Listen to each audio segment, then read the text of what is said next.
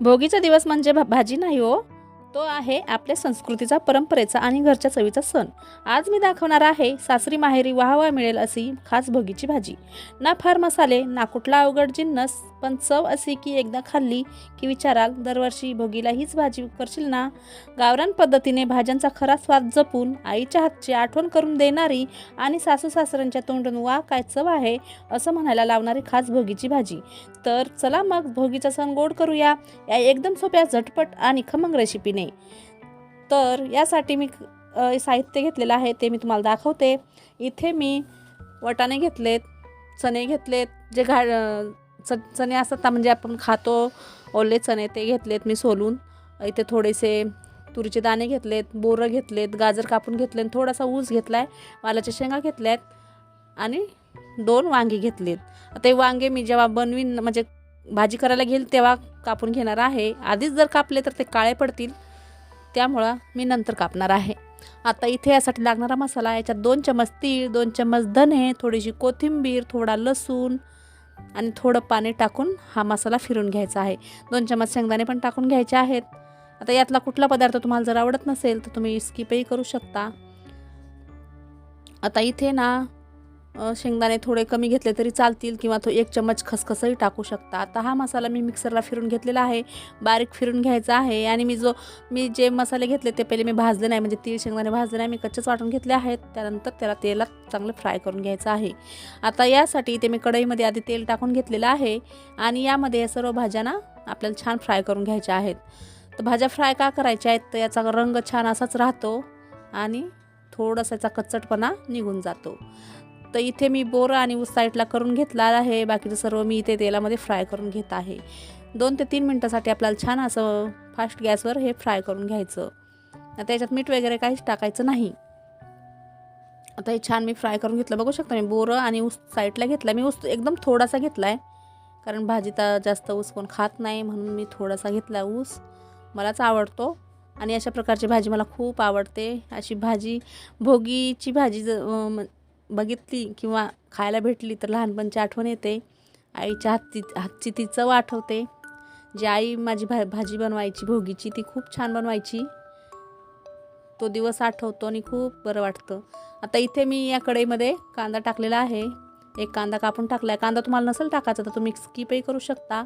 मी 1 कांदा कापून, छोटा कांदा घेतला कापून, आणि तो मी अर्धा पळी तेलामध्ये छान फ्राय करून घ्यायचा आहे. कांद्याचा कच्चटपणा गेला पाहिजे अशा प्रकारे फ्राय करायचा. आणि याच्यामध्ये मी 1 टमाटर कापून घेतलं.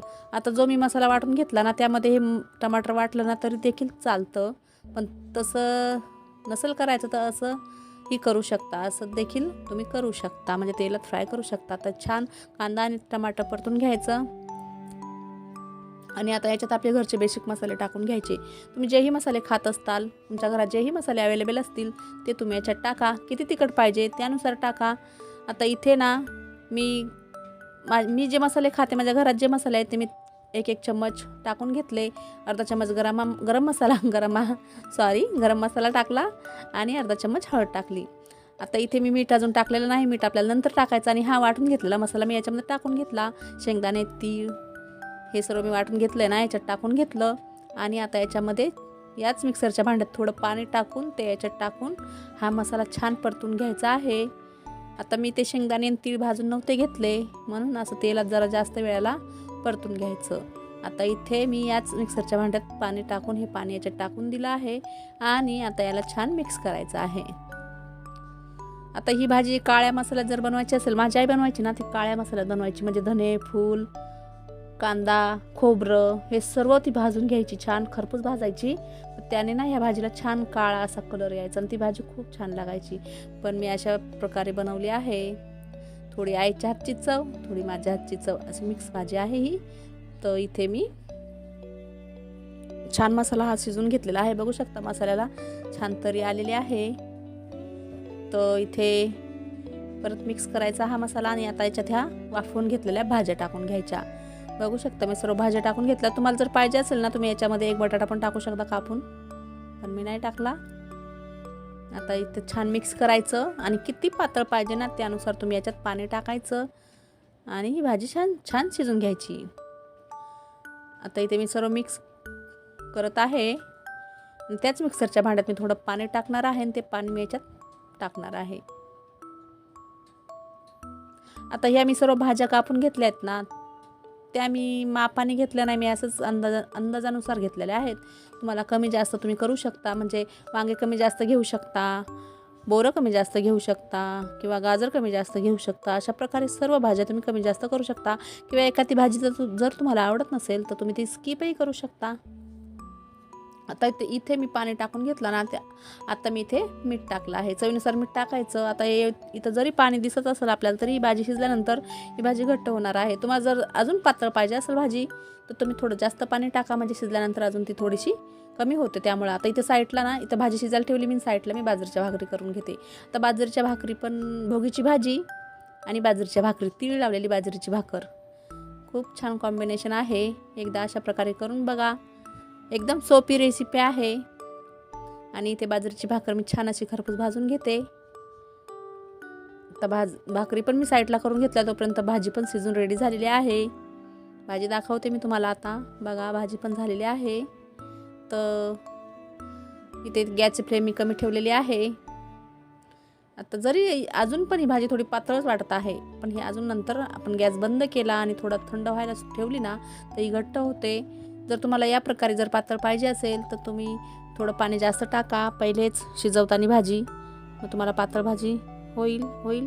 आणि आता या भाजीचं गॅस मी केलेला आहे बंद आणि झाकण ठेवून आता मी थोडं थंड होऊ देणार आहे. वरतून थोडेसे मी तीळ टाकणार आहे. तुम्हाला टाकायचे तर टाका किंवा स्किपही करू शकता, पण तीळ टाकल्याने अजून छान दिसतं आणि टेस्टही लागते.